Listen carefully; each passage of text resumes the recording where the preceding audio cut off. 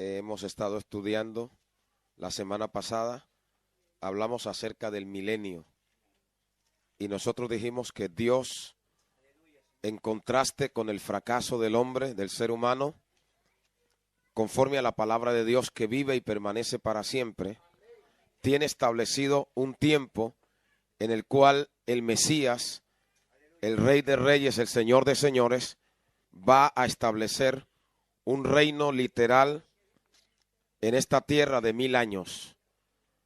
Y nosotros también estudiamos acerca de lo que la palabra llama el juicio del gran trono blanco, que también se conoce como el juicio final.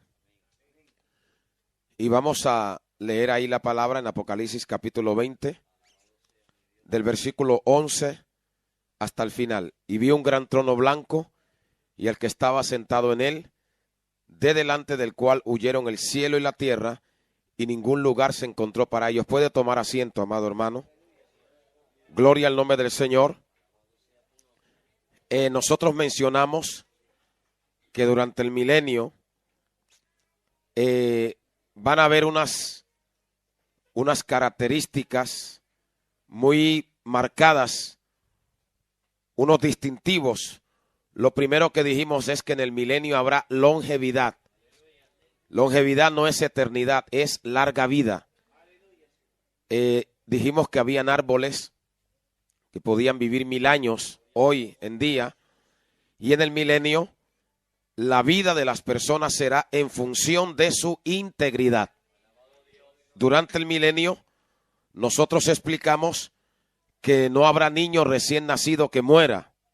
Durante el milenio, la persona que muera a la edad de 100 años será considerado como un niño. Y también dijimos que durante el milenio, pues habrá un clima en la tierra diferente al que hay hoy en día. No solamente habrá un clima en la tierra diferente, sino que Satanás será atado durante 1000 años, dice la palabra de Dios.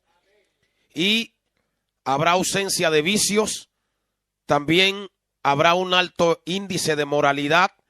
Por tanto, la vida de las personas que sean tenidas por dignas de entrar en el milenio será una vida larga. No quiere decir que se va a quitar la muerte, porque como veremos a continuación, la palabra dice, y el último enemigo que será vencido es la muerte. Habrá longevidad, pero todavía la gente podrá morir, y morirán o vivirán en función de su fidelidad y su integridad delante de Dios. Otras características del milenio: habrá un conocimiento de Dios universal. La tierra será llena del conocimiento de Dios, como las aguas cubren el mar. Habrá sanidad universal. También dijimos que la topografía, el aspecto de la tierra será diferente durante el milenio. Algunas islas serán removidas. En algunos lugares donde hoy en día hay grandes montañas, no las habrá. Y también dijimos que habrá una paz universal. También las naciones que entren en el milenio, antes de entrar en el milenio, habrá un juicio que nosotros sabemos por la palabra escatológicamente, que se conoce como el juicio de las naciones. Cada nación será juzgada en función del trato que le dieron a Israel. Ahora mismo, con los cambios de regímenes en los países como Egipto, Egipto tuvo un líder que durante años se llevó bien con Israel. Ahora no sabemos lo que puede pasar. Ya algunos dicen que ese armisticio de paz con Israel se ha acabado y que ahora van a responder ojo por ojo y diente por diente. Israel está rodeado. El profeta dice que Israel es como una viña frondosa, rodeada de fieras. Las naciones árabes cercando a Israel. Y la palabra habla de que Israel, Dios la ha puesto como el reloj de la profecía. Está puesta en el corazón de la tierra. Todas las naciones que rodean a Israel, sobre todo los árabes, conforme a la palabra, al final de los tiempos, van a ir endureciendo su postura con relación a Israel. Ya lo están haciendo. ya se está hablando de un Estado palestino y hoy en día se ataca a Israel con cohetes Katyusha o con otro tipo de armas, pero en el futuro serán armas incluso con cargas nucleares. No obstante, todo eso tiene que cumplirse para que la palabra tenga fiel desarrollo y cumplimiento. Cuando venga el Mesías, en lo que conocemos como la segunda venida, 7 años antes de lo que es la revelación, habrá acontecido lo que la palabra llama el rapto de la iglesia. Cuando establezca el milenio, ¿quiénes son los que van a reinar en el milenio con él? Número 1, los santos del Antiguo Testamento. Los santos del Nuevo Testamento, la iglesia. Amén. Los mártires de la gran tribulación van a resucitar y van a reinar con Cristo 1000 años. Eso es lo que la palabra llama la primera resurrección. Todas aquellas personas que no resucitan en la primera resurrección están destinados a esta resurrección que la palabra le llama la segunda resurrección o muerte eterna. La palabra habla de que hay resurrección de vida y hay resurrección de condenación. Amén.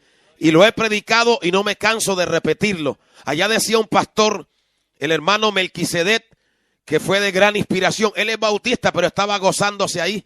Y decía, yo vengo de una generación de creyentes. Yo soy de la 4ª generación. Y él contaba el testimonio de su padre en los tiempos de Franco. Y es que lo habían mandado a Cádiz y no se le ocurre sino ponerse sobre los cañones a predicar la palabra. Y lo mandaron a África, lo castigaron. Pero ahí están los frutos, ahí están sus hijos. Me gozaba de ver a sus hijos en el Señor. Amén. Y me decía el otro pastor, a este pastor lo conozco desde niño, pero ahí los veía fieles, perseverando. A Dios sea la gloria. Entonces, ese tipo de personas que no han vendido sus principios, que no son evangélicos camaleónicos, esa gente que sigue al Cordero, amén, los 7 días de la semana, que son fieles en el hambre, en la enfermedad y en el dolor, reinarán con Cristo por la eternidad de las eternidades. ¿Cuántos podemos darle a Dios la gloria? Ahora, cuando termina el milenio, ¿cómo va a terminar el milenio? Con juicio. Ya hemos dicho que Dios, en su soberanía, ha tratado con la humanidad a través de lo que la palabra llama dispensaciones. Una dispensación, en el sentido teológico de la palabra, es un periodo de tiempo en el cual Dios le entrega algo al hombre, pero lo somete a prueba para un fin determinado. ¿Cuáles han sido esas dispensaciones? La primera fue la dispensación de la inocencia, cuando el hombre estaba en el huerto del Edén. La segunda fue, cuando el hombre pecó, la dispensación de la conciencia. La dispensación de la inocencia terminó con juicio. Salieron del huerto.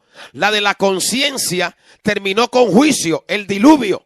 Luego vino la tercera, el gobierno humano. En los tiempos de Noé terminó con juicio en la confusión de la Torre de Babel.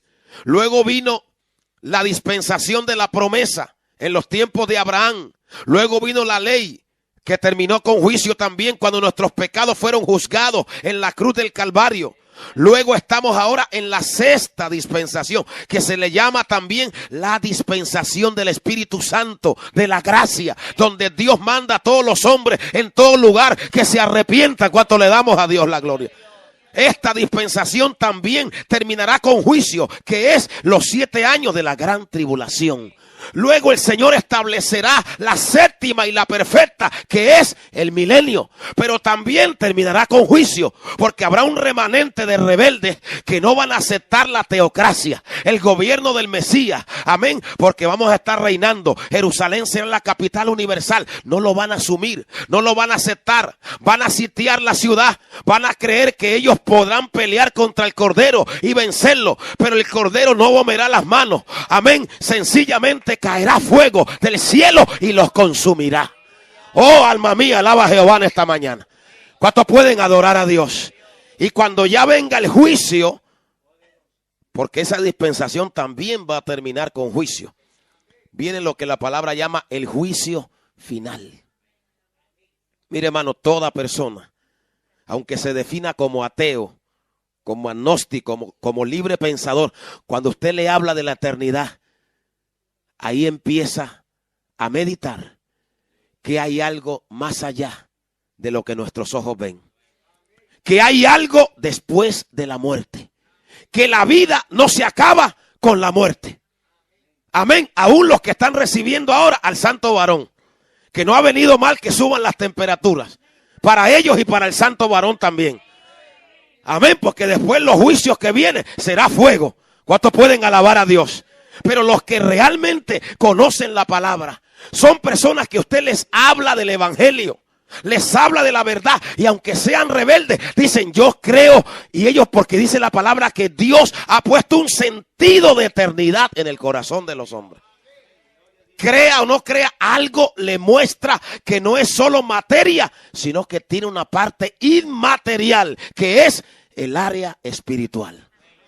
Entonces cuando comparezcan delante de lo que la palabra llama el juicio final, que muchos pintores lo han pintado, pero nadie lo podrá describir en toda su crudeza, en toda su magnitud. ¿Por qué?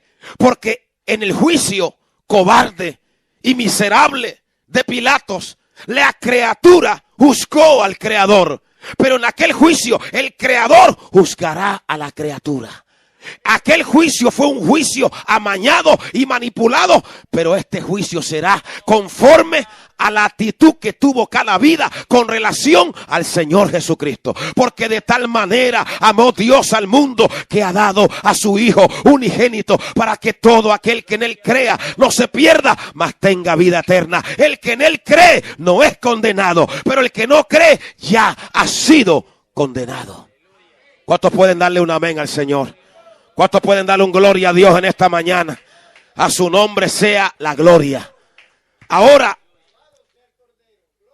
usted sabe que hay juicios donde usted mira al juez y el trono y ya sabe cómo va a terminar. Porque el juez y el trono están igual de sucios. Pero este trono era blanco. ¿Señal de qué? De integridad, de pureza. Era grande. Porque el que está sentado en el trono era grande. Ya hemos dicho que en Apocalipsis, cuando Juan vio a Cristo en el capítulo 1, lo vio y lo describió como con las vestiduras de sumo sacerdote. Esa es la función, y no se me distraiga, que él está haciendo ahora. No he madrugado para que usted se esté distrayendo. Esa es la función que él está haciendo ahora, de abogado. Él intercede por nosotros. Amén. Dice la palabra, si alguno ha pecado, abogado tenemos para con el Padre. Un abogado gratuito, porque es nuestro abogado de gracia, que nos perdona, que nos limpia con su sangre. Si hemos pecado, nuestro abogado nos perdona, nos limpia y nos renueva. Esa es su función. Pero cuando venga la revelación, ya no viene como abogado. Ahora va a venir como juez, con vestiduras de guerra, con la espada. Amén. Por eso la descripción que hay de Jesús en Apocalipsis 19 no es la misma que hay en el capítulo 1. En el capítulo 19 viene como varón de guerra. En el 1 está como nuestro sumo sacerdote que intercede por nosotros. Pero aquí en el capítulo 20, Juan no lo puede describir. Porque realmente Dios es indescriptible, hermano. A Dios sea la gloria. Sencillamente ve el trono, ve la blancura y dice, y al que estaba sentado en él, de delante del cual huyeron la tierra y el cielo. Cuando él se siente, empieza la renovación de lo que la palabra llama cielos nuevos y tierra nueva. Esta tierra, que el 70% de su superficie es agua, que se le compara a un huevo, que por dentro tiene la yema amarilla y por fuera la clara, porque por dentro de la tierra es líquida, es una masa de fuego que hierve, donde sale el magma volcánico, y el hombre en su arrogancia, en su soberbia, solo vive en la cascarita de la tierra. Solo peca en la cascarita de la tierra, pero abajo es como fuego, dice Job. Amén. Esa tierra de más de 12 kilómetros, 12 millones de kilómetros cuadrados, esa gran bomba, por así decirlo, terráquea, esa vieja tierra, un día va a desaparecer. Porque el cielo y la tierra pasará. Cuando ya esta tierra cumpla su función, el arquitecto y constructor, que es Dios, la hará pasar. Porque esa tierra fue creada para un estado probatorio, para probar la fidelidad del hombre. Pero la nueva tierra ha sido diseñada para un estado de eternidad.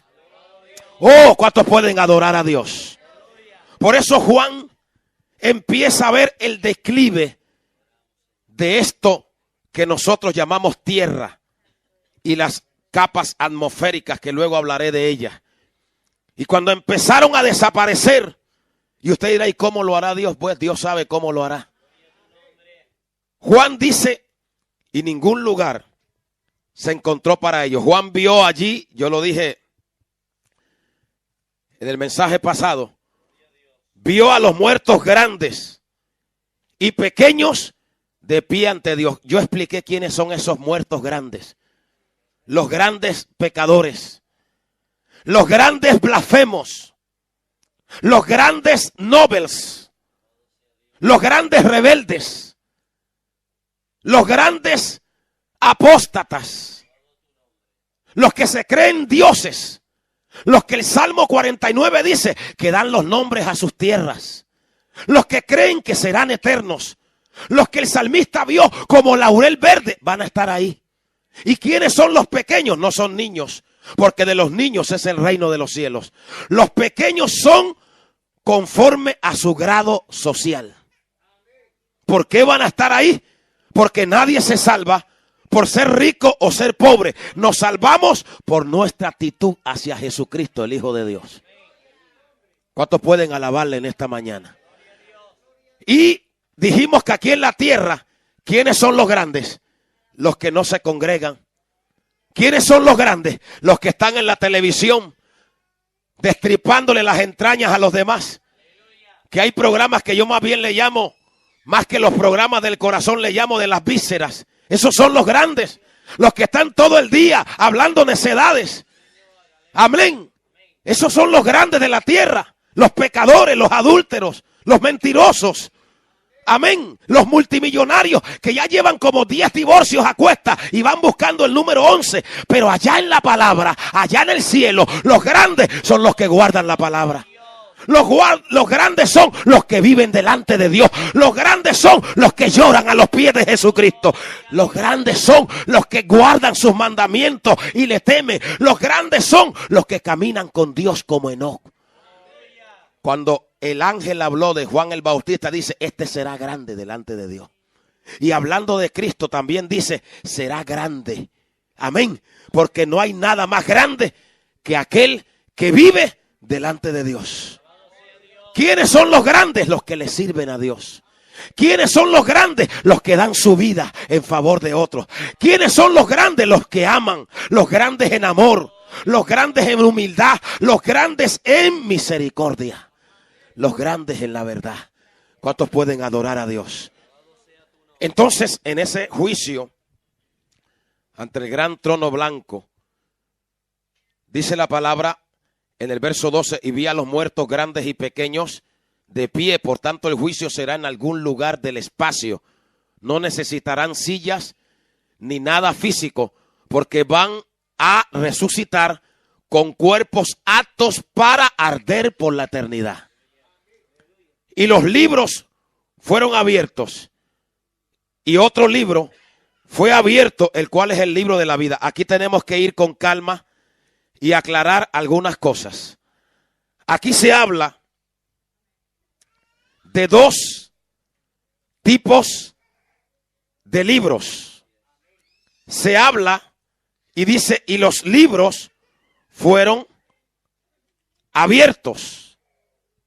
Pero luego habla de otro libro que se le llama el libro de la vida. Allá arriba hay dos tipos de libros. Uno se conoce como el el libro de las acciones, de las obras. ¿Eso está en la palabra? Sí. Vamos al Salmo 139. Salmo 139. Poderoso el que vive para siempre. Salmo 139. Versículo 15. Miren lo que dice. Vamos desde el 13. Porque tú formaste mis entrañas. Tú me hiciste en el vientre de mi madre. Te alabaré porque formidables y maravillosas son tus obras. Versículo 15. No fue encubierto de ti mi cuerpo. Bien que en oculto fui formado y entretejido en lo más profundo de la tierra. Mi embrión vieron tus ojos y en tu libro estaban escritas todas aquellas cosas que fueron luego formadas sin faltar una de ellas. Tan pronto un niño que es como, mire, cuando tiene 2 o 3 semanas, es más pequeño que la puntita de un alfiler. Pero ya Dios lleva un registro de esa puntita de alfiler. Cuando se hace del tamaño de un grano de lenteja, ya Dios lo va registrando. Es más, aún desde el vientre de nuestra madre, Él nos llama. Porque a Israel le dice, llamé tu nombre, rebelde, desde el vientre de tu madre. Ya Dios nos habla. La palabra dice que desde el vientre de mi madre tuvo memoria, me escogió. ¿Cómo se comunica Dios con un feto, amén, con aquella pequeño gránulo de lenteja? Dios lo sabrá. Dios lo sabrá. De hecho, Jesucristo dijo, hablando de los niños, que sus ángeles ven siempre el rostro de mi Padre. En otras palabras, aunque nosotros no lo entendamos, ellos ven ángeles que los rodean, que los guardan. Yo recuerdo en una ocasión que yo estaba orando por el hijo de un hermano mío que él se declaraba ateo. Y yo oraba y el Señor me mostró que algo le iba a pasar a ese niño y yo empecé a orar por ese niño, a orar. No sabía qué era, pero algo grave venía. Y al otro día, el niño se cae a una altura, hermano, bien elevada, donde había cemento, donde el niño se había podido reventar y milagrosamente, yo entiendo, por la acción divina, el niño fue guardado. Porque hay ángeles que guardan esas criaturas. ¿Cuánto le damos a Dios la gloria? ¿Cuánto podemos adorar a Dios? Entonces, Dios desde niño lleva un registro. Habrá muchos que en aquel día les van a pasar como una película, como una pantalla. ¿Cuánto le damos a Dios la gloria? Si me da tiempo les contaré el testimonio de un médico en Estados Unidos que él tuvo un accidente y se abrió el cráneo y el Señor lo arrebató allá arriba. A Dios sea la gloria. Amén. Y entonces, ¿qué es lo que sucede? Que de repente allá la vida va a pasar como una pantalla. Lo que uno hizo, en lo que invirtió el tiempo. Amén. Cómo jugó, los que jugaron con la palabra, con las cosas de Dios. A Dios sea la gloria. Toda su vida va a desfilar delante de ellos. ¿Y dónde Dios tiene todo eso registrado? Vamos al libro de Malaquías. Malaquías. El registro de las obras. Malaquías. Capítulo 3. Malaquías. El último libro del Antiguo Testamento. Malaquías. Capítulo 3.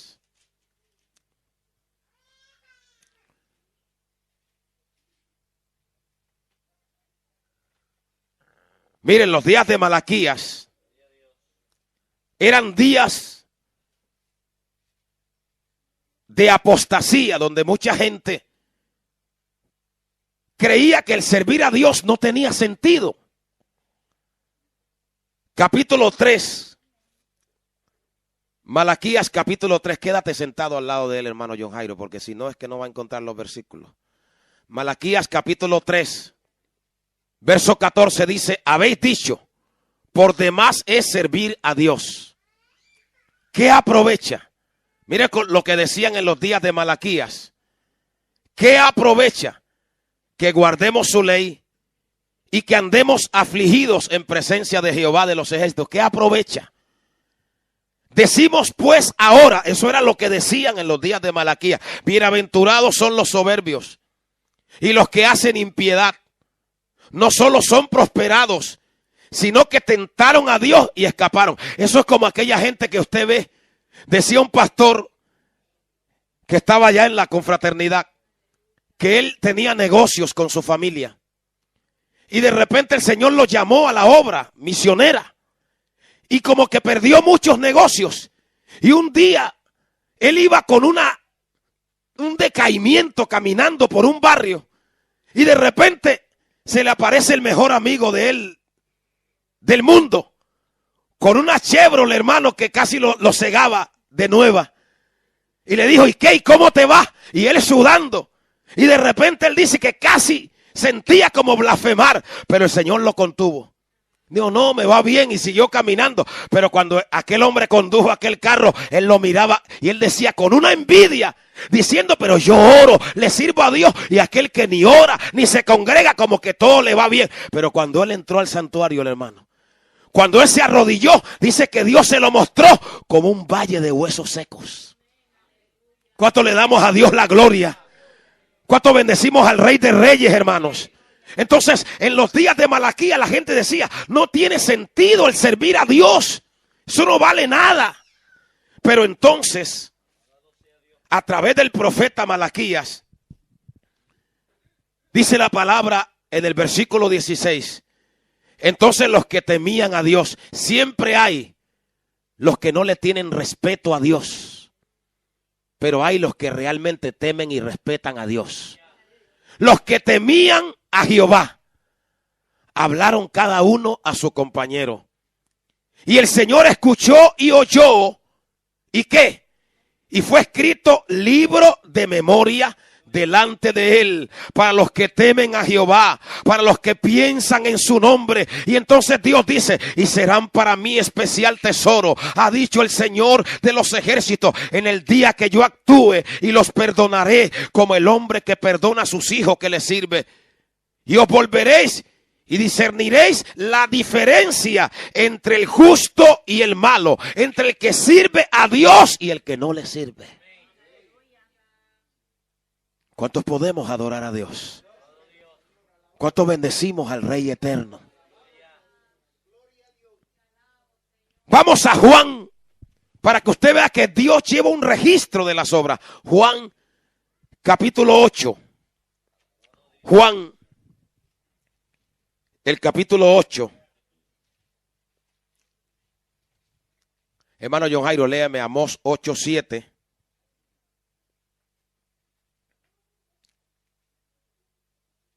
Amós 8:7. Y hermano Ricardo, léeme Eclesiastés 12:14.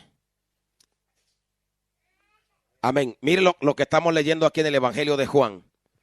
Nosotros hemos hablado en Juan capítulo 8 acerca de una mujer que fue sorprendida en el acto mismo de adulterio. Y entonces nos dice la palabra de Dios en el Evangelio de Juan que cuando aquella gente querían apedrear a esa mujer, mire lo que sucedió. Cuando él le dijeron lo que tenía que hacer, el verso 6 de Juan 8 dice, mas esto decían tentándole para poder acusarle.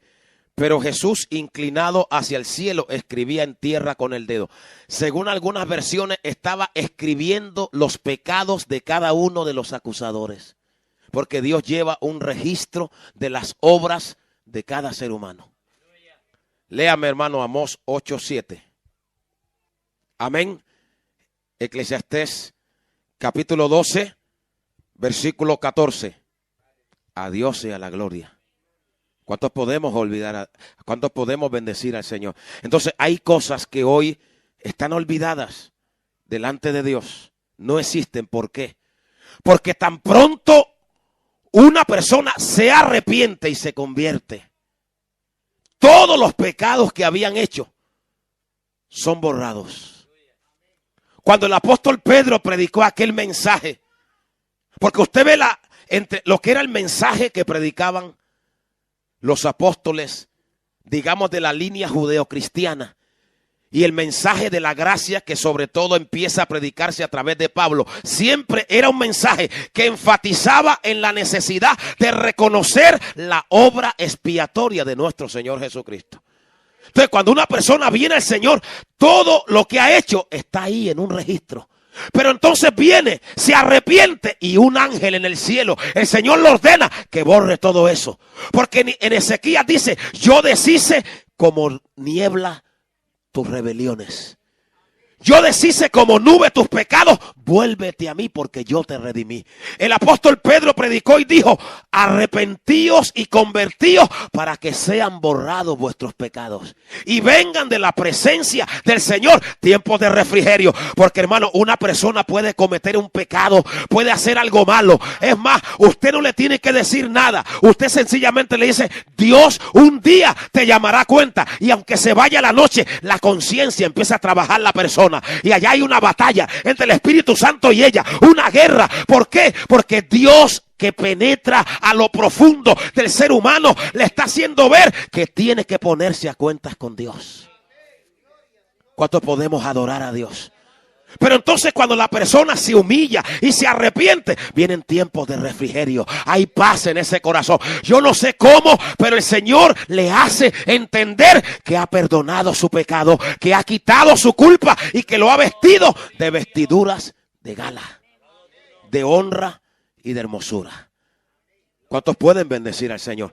Pero los que rechazan al Hijo de Dios no van a tener excusa delante de Dios.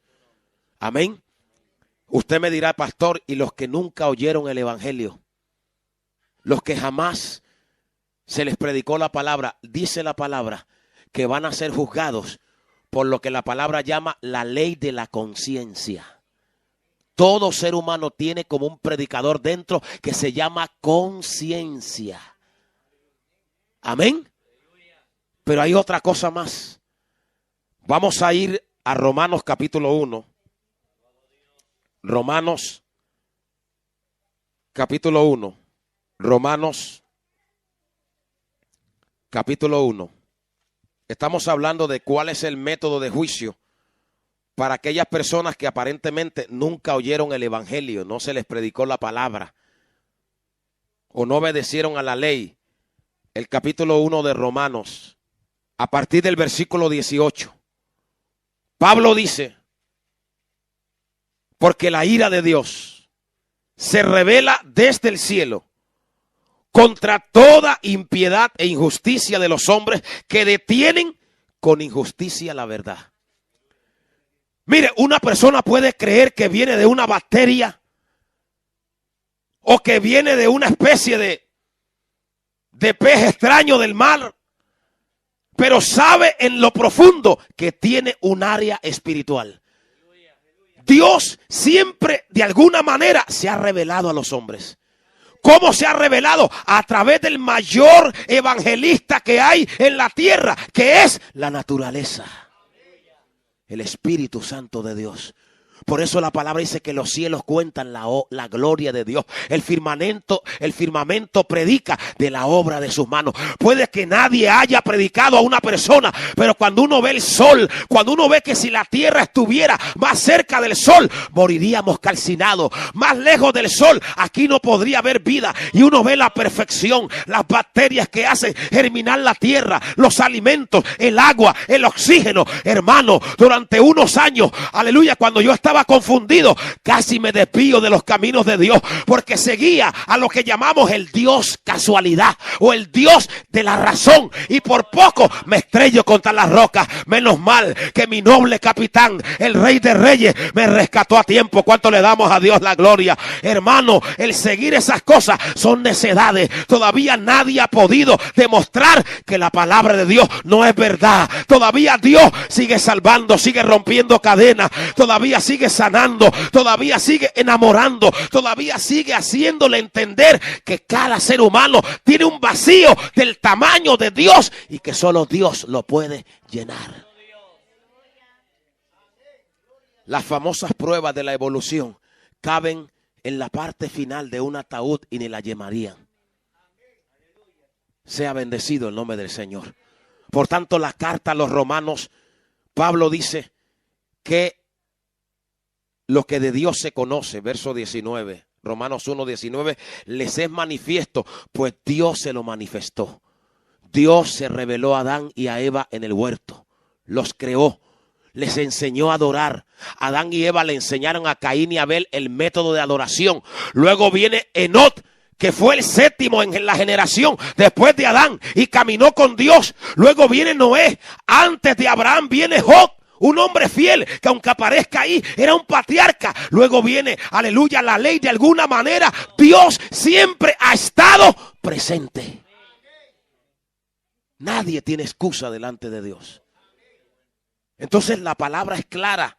Lo que de Dios se conoce les es manifiesto. Pues Dios, mire, usted antes, como decía el pastor Melquisedec, antes aquí en España no era tan difícil evangelizar.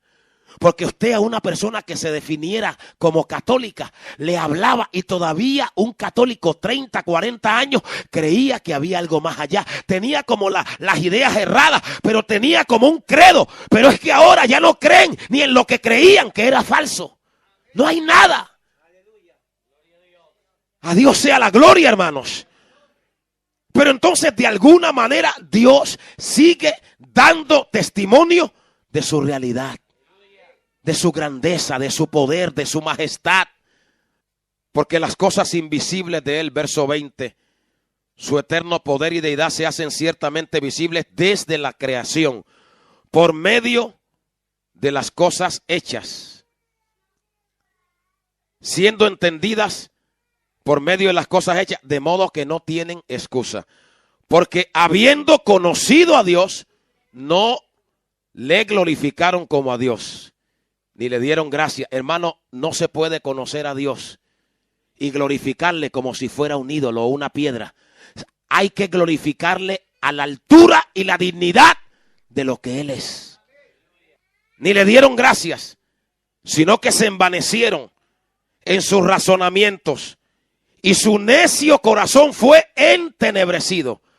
Profesando ser sabios, se hicieron necios y cambiaron la gloria del Dios incorruptible en semejanza de imagen de hombre corruptible, de aves, de cuadrúpedos y de reptiles. Por lo cual dice el apóstol, Dios los entregó a una mente reprobada para hacer cosas que no convienen, estando atestados de inmundicia, de robo y de maldad, y entendiendo que quienes practican tales cosas son merecedores del justo juicio de Dios. Ahora nosotros, los que tenemos esta revelación, los que por la gracia de Dios no vamos a comparecer ante el juicio final, porque nuestros pecados fueron juzgados en la cruz del Calvario, a Dios sea la gloria. Y Colosenses dice que Él anuló el acta de los decretos que nos era contrario. Cuando el diablo, si te has convertido, si te has arrepentido, te enseñe tu pasado, enséñale su futuro. Y dile, Jesús me perdonó. Cristo me limpió. ¿Cuánto le damos a Dios la gloria? El diablo se alimenta de lo que uno era. Por eso cada creyente, hermano, aunque haya sido perdonado y lavado, tiene una batalla. Porque aunque el Señor sacó y se llevó todas esas cosas, Satanás trabaja recordándole a la persona lo que era. A veces hay personas que a veces han venido a mí, pastor, pero ¿cómo puede ser? Soñando hasta lo que era. Pero hermano, uno se levantó y reprendió al diablo. ¿Cuánto le damos a Dios la gloria? Porque uno puede vivir de los sueños. Amén, donde abundan los sueños, abundan las vanidades, mas tú teme a Dios. ¿Cuánto le damos a Dios la gloria? Lo importante no es lo que yo hago cuando estoy dormido, sino cuando estoy despierto. ¿Quién vive? Y a su nombre. Oiga, esto está bueno, hermano. Para nosotros, para aquellos que no le aceptan, no está muy bueno. Volviendo allí a Apocalipsis, capítulo 20. El primer libro, ¿cómo se llama? El libro de las obras. ¿Y cómo se llama el segundo libro? El libro de la vida. Ya estudiamos el primer libro, el libro del registro. Ahora vamos a hablar del segundo libro, que es lo que la palabra llama el libro de la vida. En el libro de Apocalipsis se menciona 7 veces el libro de la vida. En Apocalipsis 3:5, 13:8, 17:8, etcétera y etcétera. Algunos no entienden lo que es el libro de la vida, pero hay algunos pasajes bíblicos que arrojan alguna claridad sobre lo que es el libro de la vida. Ya hemos visto el libro de las obras. Ahora vamos a ver el libro de la vida, porque hemos sacado estos domingos para estudiar y aprender la palabra. El que no estudia la palabra, cualquier falsa doctrina lo arrastra, lo despía. Amén. Pero el que conoce la palabra está claro, está firme, no se mueve de ahí. Es el ancla firme que lo mantiene atado al puerto de la verdad. Vamos a mirar para terminar.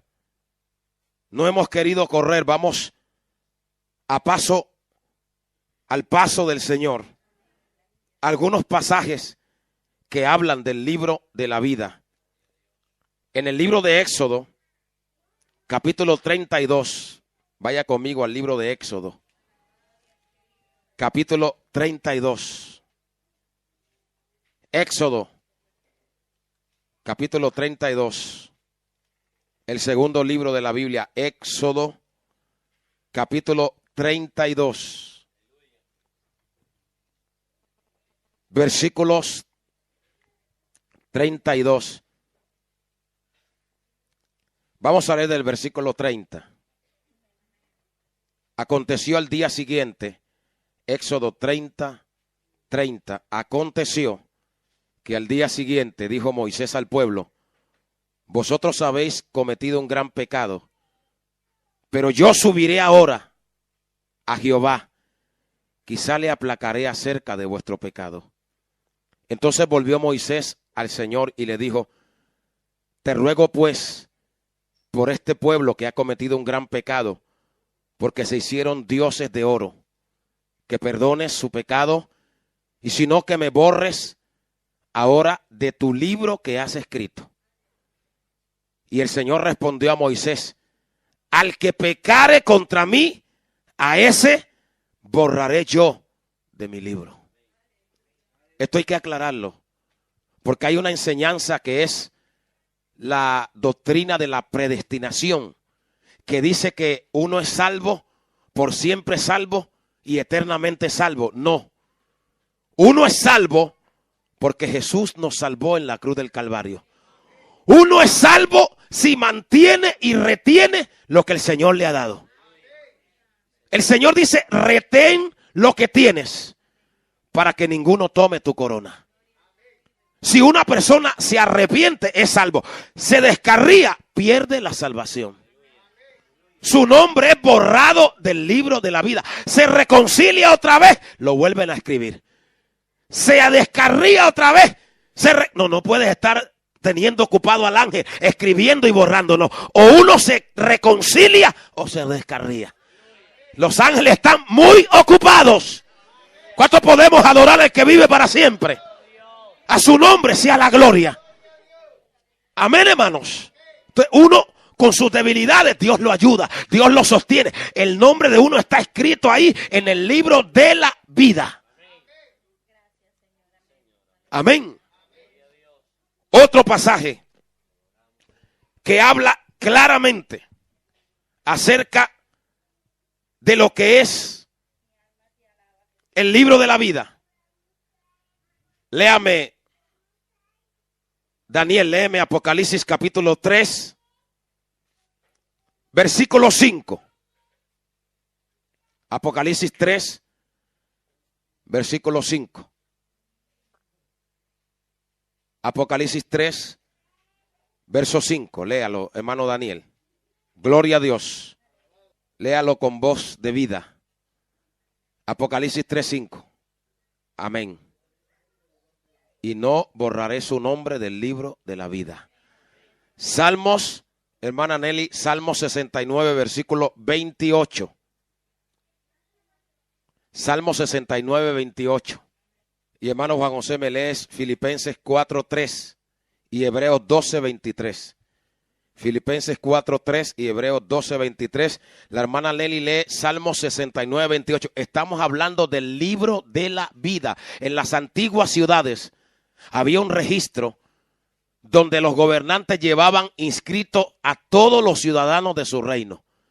Cuando alguien se moría, lo borraban de ese libro. Hoy usted ve que cuando una persona muere, usted tiene que pasar por el registro y dar un parte de lo que se llama de defunción.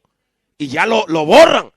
Para uno estar en el libro de la vida, tiene que tener la vida de aquel que nos dio ese libro. Gloria a Dios.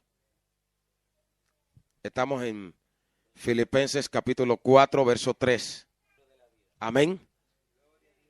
También hay un pasaje que ustedes conocen, que dice que en una ocasión el Señor envió, me tomo unos 3, 4 minutos más para terminar. El Señor envió a sus discípulos a predicar. Y ellos venían tan contentos porque dice, aún los demonios se nos sujetan en tu nombre. Y Él les dijo, no os regocijéis de que los demonios se os sujeten. Gozaos más bien, porque vuestro nombre está escrito en el libro de la vida. Hermano, si nunca has echado fuera un demonio, si jamás has visto levantarse un paralítico y has orado y Dios no ha sanado a nadie, no te aflijas, regocíjate, porque en el libro de la vida uno no está escrito por los muchos milagros que haga, sino por ser fiel al Señor. Oh, cuánto podemos adorar a Dios. A su nombre sea la gloria. Amén. Y quiero terminar siguiendo allí en Apocalipsis 20 con un detalle que a veces no se tiene muy en cuenta, pero vamos ahí. Estamos en Apocalipsis 20 estudiando cómo va a ser ese juicio final, el juicio ante el gran trono blanco. Se abren los libros, muchos van a mirar desesperadamente, porque ellos van a creer que su nombre estaba escrito en el libro de la vida y que Dios se equivocó. Esta gente que vive un evangelio de tibieza. Muchos. Yo recuerdo a veces que me ha tocado ir a enterrar personas que han muerto en la iglesia y algunos los he enterrado con gozo y otros con lágrimas, porque no sé dónde están. Habrá muchos que son enterrados con ritos cristianos, pero vivieron como mundanos, que le dijeron descanse en paz, pero nunca conocieron la verdadera paz de Dios.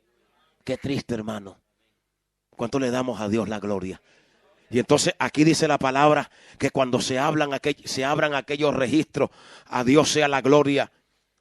Y entonces se abra el libro de la vida y fueron juzgados los muertos, verso 12, Apocalipsis 20:12, por las cosas que estaban escritas en los libros según sus obras.